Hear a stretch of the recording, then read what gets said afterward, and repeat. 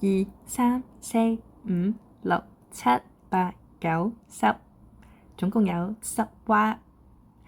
值，大家會諗起咩字呢？值日、當值、值班。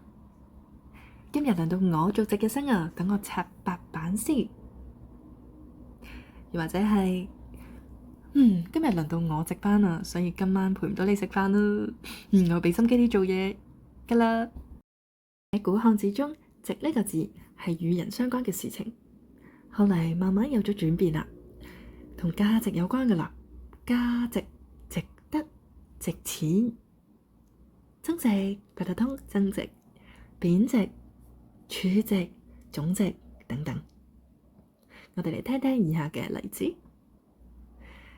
今次呢趟旅行或許對你嚟講係好沉悶嘅，但係佢非常之具有教育價值㗎，即是話你可以學到好多嘢㗎喎。咁不如一於就去下啦。又或者係你嘅八達通增值咗未啊？我入邊已經冇錢啦，可唔可以都陪我一齊增值啊？係啦，張八達通已經冇錢啦，冇錢咧，咁啊唔能夠繼續用噶嘛，所以我哋增值先。